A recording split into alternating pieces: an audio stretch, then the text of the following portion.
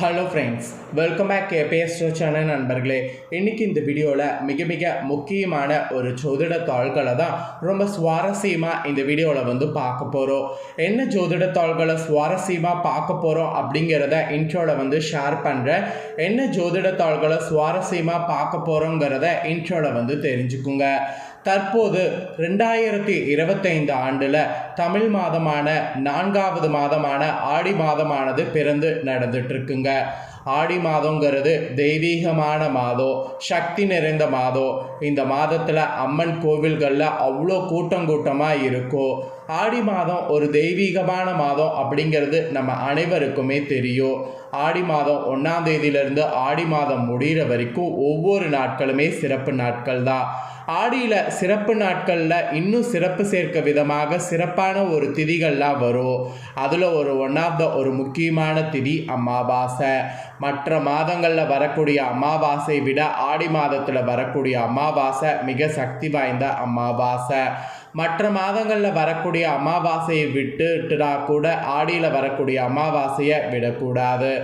ஆடியில் ஒரு அமாவாசையில் வழிபாடு செய்தால் வருடம் முழுக்க அமாவாசை வழிபாடு செய்த பலன் கிடைக்கும். அதனால் ஆடியில் வரக்கூடிய அமாவாசை மிக அற்புதமான அமாவாசை. இந்த 2025 ஆண்டில் ஆடி மாதம் வந்திருக்குல்ல, இப்போ ஆடி மாதத்துடைய அமாவாசை எப்போ வரப்போகுது? இந்த அமாவாசையில் கிரகநிலைகளில் ஏற்படக்கூடிய யோகங்களால் ஒவ்வொரு ராசிக்காரங்களுக்கும் தலையெழுத்து மாறும். அதில் கன்னி ராசிக்காரங்களுக்கு என்ன தலையெழுத்து மாறுங்கிறத நட்சத்திரத்துக்கு ஏற்ப ஷேர் பண்ண போகிறேன். கன்னி ராசிக்காரங்க உங்களோட ராசிக்கு நட்சத்திரத்துக்கு ஏற்ப என்ன தலையெழுத்து மாறும் அப்படிங்கிறத இந்த வீடியோவில் தெரிஞ்சு அதற்கேற்ப நடந்து பலன் பெறுங்க. ஸோ கன்னி ராசிக்காரங்க வீடியோவை ஸ்கிப் பண்ணாமல் பாருங்கள். ஃபஸ்ட்டு ஆடி அமாவாசை வரக்கூடிய தேதியை ஷேர் பண்ணுறேன். தேதி, அமாவாசையில் திதி கொடுக்க உகந்த நேரம், அப்புறம் அமாவாசையுடைய முக்கியத்துவம் எல்லாமே ஃபஸ்ட்டு ஷேர் பண்ணுறேன். முதல்ல ஆடி அமாவாசை எப்போ வருது அப்படிங்கிறத தெரிஞ்சுக்குங்க. அதுக்கப்புறம் மற்றதை இந்த வீடியோவில் பார்க்கலாம். ஆக்சுவலி ஒவ்வொரு மாதமும் அமாவாசை வந்தாலும் ஓராண்டில் வரக்கூடிய 3 அமாவாசை தினங்கள் தனி சிறப்பு வாய்ந்தவ. அதில் ஒன்று தான் ஆடி மாதம் வரக்கூடிய ஆடி அமாவாசை. இந்த ஆடி அமாவாசை 2025 எப்போது வருகிறது, தேதி, நேரம், அதனுடைய முக்கியத்துவத்தை இந்த வீடியோவில் சொல்ல போகிறேன். தெளிவாக வீடியோவை பாருங்கள். வீடியோவை ஸ்கிப் பண்ணாமல் பாருங்கள். ஆக்சுவலி ஆடி மாதம் வந்தாலே அம்மன் கோவில்களில் பார்த்தீங்கன்னு வச்சுக்கோங்களேன், திருவிழா, கூழ்வார்க்கக்கூடிய நிகழ்வு, அதுக்கப்புறம் உற்சவங்கள் இதெல்லாம் நடைபெறும். அதே போல் ஆடி 18 தாலி பிரித்து கோர்க்கக்கூடிய பண்டிகை போன்றவையும் இருக்குது. இதில் முக்கியமான நிகழ்வு ஆடி மாதத்தில் வரக்கூடிய அமாவாசை. ஆக்சுவலி நம்மளுடைய முன்னோர்கள் என்று சொல்லப்படக்கூடிய பித்ருக்கள் ஆடி மாதம் முதல் மார்கழி மாதம் வரையில் பூமியில் இருப்பாங்க. இதனால தான் ஆடி மாதம் வரக்கூடிய அமாவாசை அன்று பித்ரு காரியங்கள் முறையாக செய்ய வேண்டும் என்று சொல்லப்படுது. ஏன்னா ஆடி மாதம் நம்ம கூடவே முன்னோர்கள் இருக்கும்போது அவங்களுக்கான காரியங்கள் செய்யணும்ல, அதனால தான் ஆடி அமாவாசையில் செய்யணும் என்பது சொல்லப்படுது. எல்லா மாதங்கள்லையுமே அமாவாசை வரும். அமாவாசையில் முன்னோர்களுக்கு திதி கொடுக்க வேண்டும். ஆனால் ஆண்டு முழுவதும் திதி கொடுக்க முடியவில்லை, இறந்தவர்களுக்கு முறையான தர்ப்பணம் செய்ய முடியவில்லை என்பவர்கள் ஆடி மாதம் செய்தால் ஓராண்டுக்கான திதி கொடுத்த பலன் கிடைக்கும். ஆக்சுவலி ஆடி அமாவாசையில் கரெக்டாக அந்த நேரத்தில் தர்ப்பணம் செய்தோன்னு வச்சுக்கோங்களேன், அந்த நேரத்தில் நாம் தர்ப்பணம் செய்கிறத அவங்கள போய் ஸ்ட்ரெயிட்டாக அடையும். 3 அமாவாசை முக்கியம்னு சொன்னல, அது எந்தெந்த அமாவாசைனா ஆடி அமாவாசை, புரட்டாசியில் வரக்கூடிய மகாலி அமாவாசை, தையில் வரக்கூடிய தை அமாவாசை. இது 3 அமாவாசை தான் முக்கியமான அமாவாசை திதிகள். இந்த நாளில் நீர்நிலைகளில் புண்ணிய நதிகளில் நீராடி தர்ப்பணம் செய்யும்போது அவ்வளோ சிறப்பு. ஆக்சுவலி ஆடி அமாவாசையில் புண்ணிய நதிகளில் நீர்நிலைகளில் கூட்டம் இருக்கும். முன்னோர்களுக்கு திதி கொடுக்க, தர்ப்பணம் கொடுக்க நிறைய கூட்டம் இருந்தாலும் நீங்களும் அந்த கூட்டத்தோடு கொடுக்கணும். குறிப்பாக ராமேஸ்வரம், முக்கடல், கன்னியாகுமரி உள்ளிட்ட இடங்களில் ஆயிரக்கணக்கானோர் இந்த நாளில் தர்ப்பணம் செய்வாங்க. கண்டிப்பாக அந்த கூட்டத்தை பார்த்து பயப்படாமல் நீங்களும் கூட்டத்தோடு நின்று உங்களுடைய முன்னோர்களுக்கு தர்ப்பணம் கொடுங்க. ஸோ அமாவாசை இந்த ஆண்டு எப்போ வருதுன்னா ஜூலை 24ஆம் தேதி வியாழக்கிழமை அன்னைக்கு வருது. அதிகாலையில் 3:06 மணி முதல் அமாவாசை திதி தொடங்கி ஜூலை 25 அதிகாலை 1:48 வரை அமாவாசை திதி இருக்குது. வியாழன் அன்னைக்கே நாள் முழுக்க அமாவாசை இருக்கிறதுனால ஆடி அமாவாசை அன்னைக்கே அனுஷ்டிக்கணும் என்பது சொல்லப்படுது. அமாவாசையில் தர்ப்பணம்லாம் செய்து முடித்ததுக்கு பின்னாடி உங்களோட வசதிக்கேற்ப தானங்கள் செய்யுங்க. நிச்சயமாக இதை நீங்கள் செய்கிறதுனால உங்கள் தலையெழுத்து மாறும். ஸோ கன்னி ராசிக்காரங்களுக்கு இதுதாங்க அமாவாசை வருவது என்பது குறிப்பிடப்பட்டிருக்கு. இப்போ உங்களோட ராசி நட்சத்திரத்துக்கு அமாவாசையிலேருந்து என்ன பலன் கிடைக்குங்கிறத பார்க்கலாம். கன்னி ராசி உத்தரம் நட்சத்திரத்தில் பிறந்தவங்களுக்கு ஃபஸ்ட்டு சொல்கிறேன். அதாவது உத்தரம் 2, 3, 4 பாதங்களில் பிறந்தவங்களுக்கு சொல்கிறேன். சாதுரியம் கொண்ட உங்களுக்கு பிறக்கக்கூடிய இந்த ஆடி அமாவாசை நன்மையாக இருக்கும். லாபஸ்தானமான 11வது இடத்தில் சஞ்சரிக்கக்கூடிய சூரியன் உங்களுடைய எதிர்பார்ப்புகளை பூர்த்தி செய்வார். சுபிட்சங்களை அதிகரிப்பார். செல்வாக்கை உயர்த்துவார். அரசு வழியில் மேற்கொள்ளக்கூடிய முயற்சிகள் சாதகமாக்குவார். அரசியல்வாதிகள் நிலையை உயர்த்துவார். தலைமையின் ஆதரவு சிலருக்கு புதிய பொறுப்பு பதவி கிடைக்க வைப்பார். பல வழிகளில் பணம் வர ஆரம்பிக்கும். குடும்பத்தில் இருந்த நெருக்கடிகள் விலகும். மனதில் உற்சாகம் உண்டாகும். வியாபார தொழில் முன்னேற்றம் அடையும்.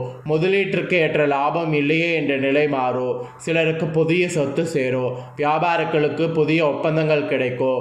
தாய்வழி உறவுகளுடைய ஆதரவு கிடைக்கும். நீண்ட காலமாக தள்ளிப்போன குலதெய்வ வழிபாட்டை மேற்கொள்ள முடியும். உறவினர்களுடைய நிலை அறிந்து அவர்களுக்கு உதவி செய்வீங்க. வெளிவட்டாரத்தில் செல்வாக்கு உயரும். அதிர்ஷ்டகாரகன் சுக்கிரன் சாதகமாக சஞ்சரிப்பதால் நினைத்த வேலை இந்த அமாவாசையிலிருந்து நடந்தேறும். பெரியோருடைய ஆதரவு கிடைக்கும். இதனால் பொன்பொருள் சேர்க்கை இருக்கும். விவசாயிகள் இந்த அமாவாசைக்கு பிறகு கவனமாக செயல்படுவது நல்லது. பணியாளர்களுடைய எதிர்பார்ப்பு நிறைவேறும். தேவைக்கேற்ற வருமானம் வரும். உத்தரம் 2, 3, 4 பாதங்களில் பிறந்த கன்னிராசிக்காரங்களுக்கு அமாவாசை பலன் இதுதான் குறிப்பிடப்பட்டிருக்கு. இதற்கேற்ப நடந்து பலன் பெறுங்க. நெக்ஸ்ட்டு அஸ்தமில் பிறந்த கன்னிராசிக்கு சொல்லப்பட்டிருக்கு. தெளிவான சிந்தனையோடு திட்டமிட்டு செயல்படக்கூடிய உங்களுக்கு ஆடி அமாவாசை யோகமானதாக இருக்கும். லாபஸ்தானத்தில் சூரியன் சத்ரு ஜெயஸ்தானத்தில் ராகுவோடு ராசிநாதன் புதனின் சஞ்சார நிலை இருக்குது. இதோட அதிர்ஷ்டகாரகன் சுக்கிரனுடைய சஞ்சார நிலை சாதகமாக இருக்குது. எல்லா கிரகங்களும் சாதகமாக இருக்கிறதுனால நினைத்த வேலைகள் நினைத்தபடி இந்த டைம் நடந்தேறும். பணப்புழக்கம் அதிகரிக்கும். வியாபார தொழிலில் இருந்த மந்த நிலை மாறும். பணியிடத்தில் ஏற்பட்ட பிரச்சனைகள் முடிவுக்கு வரும். சிலருக்கு எதிர்பார்த்த இடமாற்றம் பதவி உயர்வு கிடைக்கும். அரசு வழியில் நீண்ட நாளாக மேற்கொண்ட முயற்சி வெற்றியாகும். எதிர்பார்த்த அனுமதிகள் கிடைக்கும். வெளிநாட்டு தொடர்புகள் ஆதாய தரும். வேலைக்காக வெளிநாடு செல்வதற்கு மேற்கொண்ட முயற்சி வெற்றியாகும். ஜீவனஸ்தானத்தில் சஞ்சரிக்கக்கூடிய குரு 2, 4, 6 இடங்களில் பார்க்கிறாரு. இதனால் குடும்பத்தில் நிம்மதியான சூழ்நிலை உண்டாகும். பணவரவு திருப்தி தரும். எதிர்பார்ப்பு பூர்த்தியாகும். வியாபாரம் தொழிலில் எதிர்ப்பு போட்டி இல்லா நிலை உருவாகும். வழக்கு விவகாரங்கள் சாதகமாகும். அதுவும் இந்த மாதம் அமாவாசைக்கு பிறகு ராசிநாதன் சாதகமாக சஞ்சரிப்பதால் புதிய இடம் வீடு வாங்கக்கூடிய முயற்சி வெற்றியாகும். ஷேர் மார்க்கெட்டில் எதிர்பார்த்த ஆதாயம் கிடைக்கும். சிலர் புதிய ஒப்பந்தங்களில் கையெழுத்திடுவீங்க. இந்த மாதிரி உங்களுடைய ஆசைகள் எல்லாமே நிறைவேறும். அஸ்தமில் பிறந்த கன்னிராசிக்காரங்களுக்கு அமாவாசை பலன் இதுதான் குறிப்பிடப்பட்டிருக்கு. அப்புறம் சித்திரை 1, 2 பாதங்களில் பிறந்த கன்னிராசிக்கு சொல்லப்பட்டிருக்கு. உங்களுக்கு இந்த அமாவாசையிலேருந்து என்ன நடக்குங்கிறத பார்த்துக்குங்க. எந்த ஒன்றிலும் வேகமாக செயல்பட்டு நினைத்ததை சாதிக்கக்கூடிய உங்களுக்கு இந்த ஆடி அமாவாசை கவனமாக செயல்பட வேண்டியது அவசியம். அப்புறம் ரத்னகாரகனான செவ்வாய் விரயஸ்தானத்தில் சஞ்சரிப்பதால் பல வகையில் செலவு ஏற்படும். கையிருப்பு மெயினாக கரையும். அலைச்சல் அதிகரிக்கும். முன்பின் தெரியாதவர்களை நம்பி சில வேலைகளில் ஈடுபட்டு நஷ்டமட வேண்டிய நிலை உருவாகும். அதனால் அந்த மாதிரியெல்லாம் இல்லாமல் பார்த்துக்குங்க. அப்புறம் ஜென்ம ராசிக்குள் செவ்வாய் சஞ்சரிப்பதால் உங்கள் செயல்களில் வேகம் இருக்கும். அதே நேரத்தில் குழப்பமும் அதிகரிக்கும். எதை முன்னால் செய்வது எதை பின்னால் செய்வது என்ற முடிவிற்கு வர முடியாமல் தடுமாறுவீங்க. அதன் காரணமாக சில வாய்ப்புகள் நழுவி போகும் அப்படிங்கிற மாதிரி சொல்லப்படுது. லாபஸ்தானத்தில் சூரியன் சஞ்சரிப்பதால் எடுத்த வேலைகள் யாவும் வெற்றியாகும். நெருக்கடிகள் வந்தாலும் சமாளிங்க, முன்னேற்றம் அடைவீங்க. செலவுக்கேற்ற வருமானம் வரும். 6வது இடத்துல ராகு சஞ்சரிக்கிற மாதிரி குரு பார்வையும் அங்கு உண்டாவதால் இந்த அமாவாசைக்கு பிறகு உங்களுக்கு உடல் பாதிப்பு விலகும். வியாபார தொழிலில் ஏற்பட்ட போட்டி நெருக்கடி இல்லாமல் போகும். வழக்கு விவகாரம் சாதகமாகும். அப்புறம் ராசிநாதனுடைய சஞ்சாரம் சாதகமாக இருப்பதால் புதிய இடம் வீடு வாங்க மேற்கொள்ளக்கூடிய முயற்சி வெற்றியாகும். வியாபாரிகளுக்கு எதிர்பார்த்த ஒப்பந்தம் கிடைக்கும். வேலை தேடி வந்தவர்களுக்கு தகுதியான வேலைகள் அமையும். பணியில் ஏற்பட்ட பிரச்சனைகள் விலகி எதிர்பார்த்த இடமாற்றம் பதவி உயர்வு கிடைக்கும். கணவன் மனைவிக்குள் ஏற்பட்ட சங்கடங்கள் விலகும். அது மட்டும் இல்லாமல் பிள்ளைகளுடைய நலனில் அக்கறையானது காட்டணும். விவசாயிகளுக்கு நம்பிக்கை அதிகரிக்கும். ஆடிப்பட்ட தேடி விதை என்ற வார்த்தையின்படி விவசாயத்தில் கவனம் இந்த ஆடி அமாவாசைக்கு பிறகு செலுத்தணும் என்பது உங்கள் நட்சத்திரத்துக்கு குறிப்பிடப்பட்டிருக்கு. ஸோ சித்திரை நட்சத்திரத்தில் பிறந்த கன்னிராசிக்காரங்களுக்கு இதுதாங்க பலன். கன்னிராசிக்காரங்க உங்களோட நட்சத்திரத்துக்கு ஏற்ப இந்த அமாவாசையிலேருந்து என்ன பலனை பெறுவீங்களோ அதை தெளிவாக இந்த வீடியோவில் உங்களுக்கு எக்ஸ்பிளைன் பண்ணதை நீங்கள் தெரிஞ்சிருப்பீங்க. ஸோ தெரிஞ்சதுக்கேற்ப நடந்து பலன் பெறுங்க. நீங்கள் இந்த பலனை பார்த்து பயனடைகிறது போல் உங்கள் ஃப்ரெண்ட்ஸ் ஃபேமிலியில் இருக்கிறவங்களும் பார்த்து பலனடையணும் அப்படின்னு நினச்சிங்கன்னா வீடியோ லைக் பண்ணி உங்கள் ஃப்ரெண்ட்ஸ் ஃபேமிலிக்கு எக்ஸ்பிளைன் பண்ணுங்கள், ஷேர் பண்ணுங்கள். அதாவது வீடியோவை எக்ஸ்பிளைன் பண்ணாமல் இதை ஷேர் பண்ணுங்கள். அவங்க வீடியோ பார்த்து அவங்களோட ராசி உங்கள் ராசியாக இருந்ததுன்னா நட்சத்திரத்துக்கு ஏற்ப அமாவாசையிலேருந்து என்ன பலன் கிடைக்குங்கிறத தெரிஞ்சு இதற்கேற்ப நடந்து பலனடையட்டும்.